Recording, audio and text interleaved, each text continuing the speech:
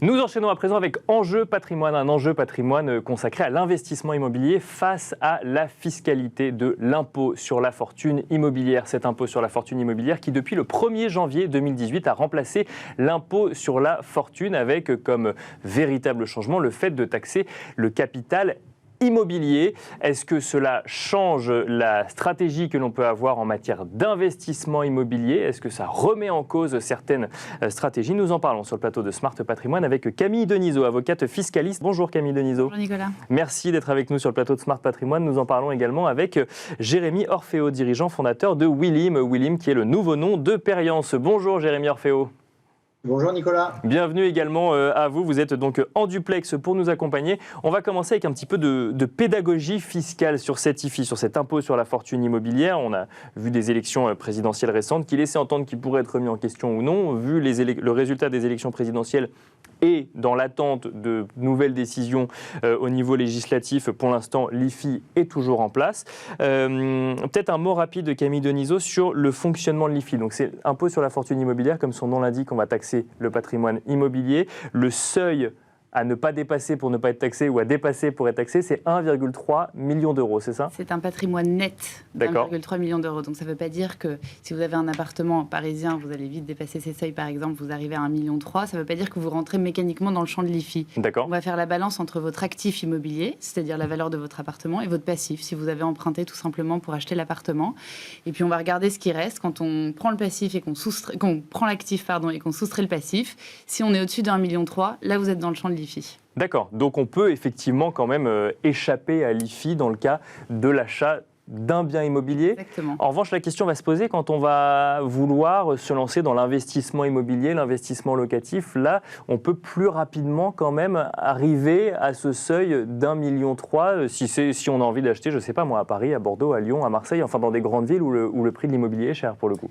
Oui, c'est vrai que, en fait, après, ça dépend dans quelle optique vous entreprenez ces investissements immobiliers. Si c'est dans une optique, je dirais, secondaire par rapport à votre activité principale, c'est-à-dire vous et moi, par exemple, on a envie de diversifier un petit peu notre patrimoine, on veut faire un peu de locatif, on achète un bien immobilier. Là, effectivement, modulo votre endettement, il y a de fortes chances que vous vous retrouviez dans le champ de l'IFI. En revanche, si vous voulez faire ça d'un point de vue professionnel, c'est-à-dire que vous voulez faire de votre activité, par exemple, la location meublée professionnelle, oui. Il va falloir remplir plusieurs critères, mais vous pouvez investir, vous pouvez acheter des immeubles, vous pouvez dépasser le seuil de 1,3 million d'euros, et pour autant, vous ne serez pas assujetti à l'IFI. Parce que l'IFI ne concerne que les particuliers. Ne concerne pas plutôt les biens affectés à l'exercice d'une activité professionnelle. En lien avec l'immobilier, d'accord, je comprends. Mais bien évidemment, il y a des critères assez restrictifs qu'il faut remplir, et le législateur ne vous a pas donné ça comme un petit cadeau. Alors, on va peut-être revenir sur le sujet professionnel. Juste avant, ça veut dire que quand on est particulier, qu'on achète une résidence principale, ensuite potentiellement, alors effectivement, il faut avoir les moyens, mais dans le sujet de l'investissement, une résidence principale, ensuite potentiellement qu'on est propriétaire d'une résidence secondaire et qu'on veut faire un petit peu d'investissement locatif, si on est très endetté les premières années, on peut échapper à l'IFI, mais plus on rembourse ses crédits, plus on se rapproche d'une taxation à l'IFI. Donc c'est quand même un calcul à faire dès le départ. C'est un calcul à faire qui était, il y a quelques mois encore, très intéressant de s'endetter le plus possible justement pour éloigner le risque d'IFI. Mais aujourd'hui, avec la remontée des taux, c'est plus forcément très intéressant parce que le taux le plus important de l'IFI, c'est 1,5%. Bien sûr. Et aujourd'hui, on a des taux qui dépassent, des taux d'endettement qui dépassent a priori ce seuil-là. Bien sûr, oui. Effectivement, vous pouvez vous endetter le plus possible, ça vous fera sortir du champ de l'IFI, mais est-ce vraiment plus instant ? Ah oui, c'est-à-dire que payer ses impôts peut être plus intéressant que s'endetter pour investir en immobilier. Ah bah, je sens que c'est un constat qui va plaire à Jérémy Orfeo. Jérémy Orfeo, je ne sais pas si vous avez entendu à la première partie de cette émission, est-ce que vous constatez que le fait de devoir payer cet impôt sur la fortune immobilière depuis 4 ans, lorsqu'on est à la tête d'un patrimoine immobilier, quand on est dans une stratégie d'investissement immobilier, peut remettre en cause certains projets? Alors, moi, ce qu'on constate avec nos clients, c'est que depuis 2018, avec l'IFI, l'immobilier a été un peu stigmatisé comme étant une classe d'actifs lourdement taxée. Et le fait est qu'en réalité, quand on développe des stratégies patrimoniales, on s'aperçoit qu'on a des leviers d'optimisation qui permettent justement d'échapper à cette fiscalité un peu plus lourde, déjà en travaillant sur des investissements immobiliers à plus forte rentabilité, puisque, comme Maître Denisot le disait, la tranche IFI la plus haute est d'1,5%, et que si on s'adresse à des actifs immobiliers qui ont des rentabilités entre 5 et 6%, si on enlève ces 1,5% quand on a un patrimoine supérieur à 10 millions d'euros, et ben, un patrimoine net immobilier, on arrive quand même à des rentabilités nettes qui sont, somme toute, encore très attractives vu le niveau des taux immobiliers aujourd'hui. Donc, effectivement, il faut aller chercher plus de rendement. Alors, plus de rendement veut parfois dire plus de risque également. Comment est-ce qu'on met en place une stratégie en prenant en compte cette fiscalité, du coup ? Sachant qu'il y a d'autres fiscalités sur l'immobilier. Là, on parle de la fiscalité quand on détient l'immobilier. Si on veut revendre les biens, par exemple, il y aura une autre fiscalité qui s'appliquera. Donc, j'imagine que ça rentre en compte dans le calcul global. Oui, évidemment, ça rentre en compte dans le calcul global. Alors déjà, quand on parle d'immobilier, il y a deux environnements immobiliers. Il y a l'immobilier direct, c'est-à-dire j'achète un appartement, je le mets en location, et il y a l'immobilier indirect. Par exemple, des fonds immobiliers qui se développent beaucoup, qui se démocratisent, les SCPI, les sociétés civiles de placement immobilier, dont vous avez parlé à quelques-unes de vos émissions, permettent aussi d'investir dans l'immobilier dans un cadre mutualisé, avec des rendements qui peuvent être de 5 à 6%.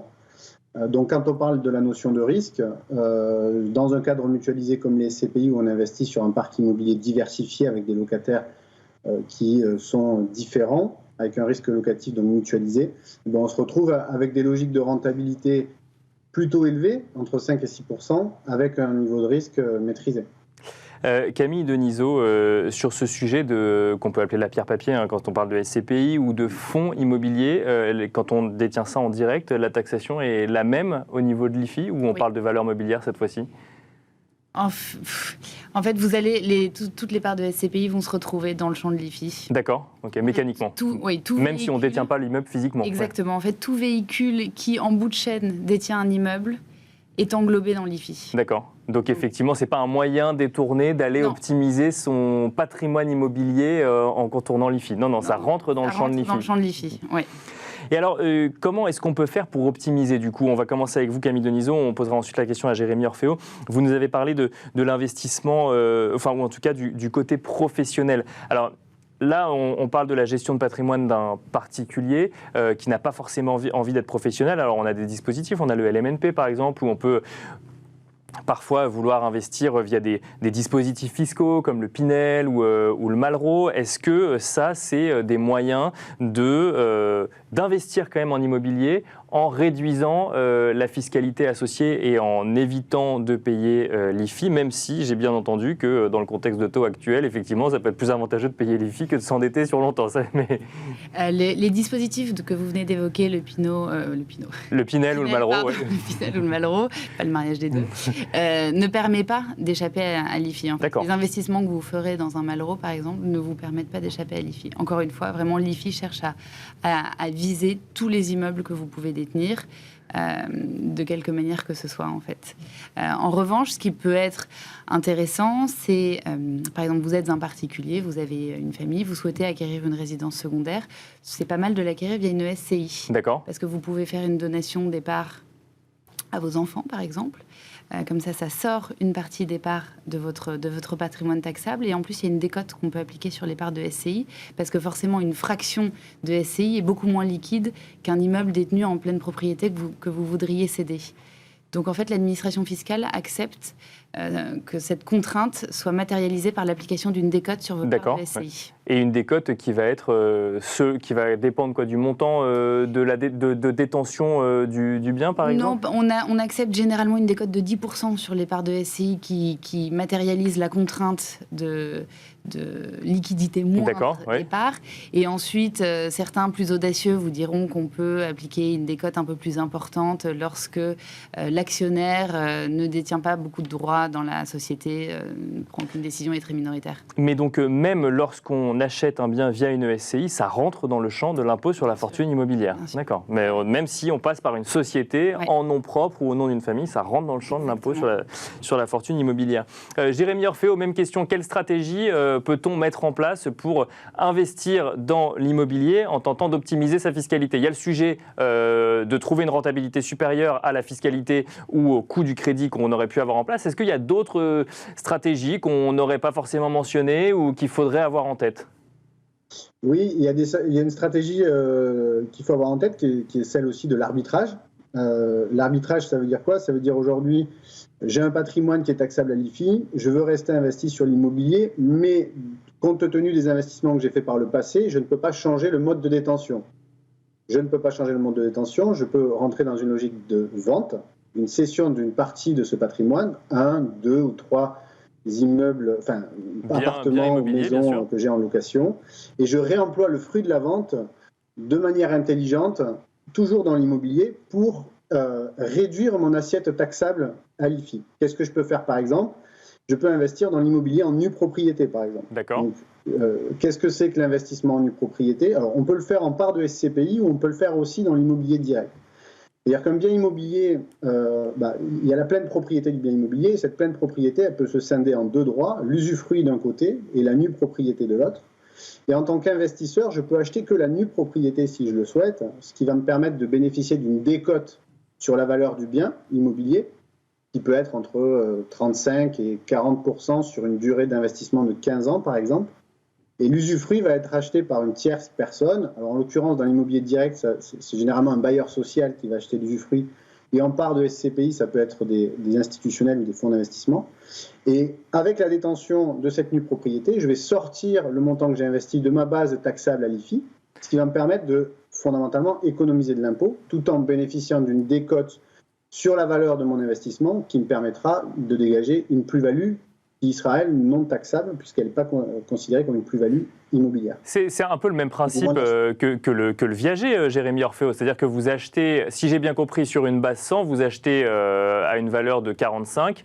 Le reste, l'usufruit, du coup, n'est pas acheté par vous, mais vous le récupérez, du coup, à la sortie du mécanisme, mais vous n'avez pas été taxé sur l'intégralité de la valeur. Exactement. C'est-à-dire que j'investis avec une décote, tout de suite, donc on va dire je cristallise ma performance dans la décote.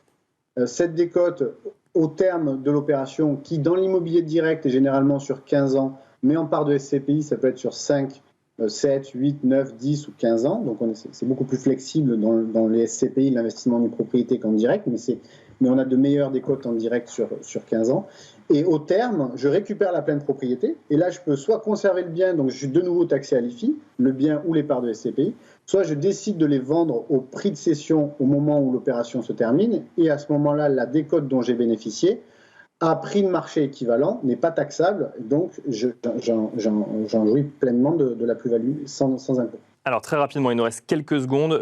Un dernier cas de figure, Camille Denisot, lorsqu'on est en indivision, est-ce que là, il y a un aménagement vis-à-vis de l'IFI ou ça reste quand même sur la base taxable du fait de la part qu'on possède? Alors pareil, vous serez taxé sur la part que vous détenez, mais vous pourrez appliquer une décote. Parce qu'encore une fois, qui voudrait troquer votre place dans votre indivision familiale avec vos cousins ou vos frères et sœurs avec qui vous entendez pas bien? C'est beaucoup moins liquide. Donc l'administration accepte une décote autour de 20% par exemple pour les indivisions. Toujours donc en lien avec la liquidité du bien immobilier. Merci beaucoup Camille Denisot, avocate fiscaliste. Merci également Jérémy Orfeo, dirigeant fondateur de Willim. Et merci à vous de nous avoir suivis dans Smart Patrimoine. Et on se retrouve demain à 13h sur Bismart pour un nouveau numéro.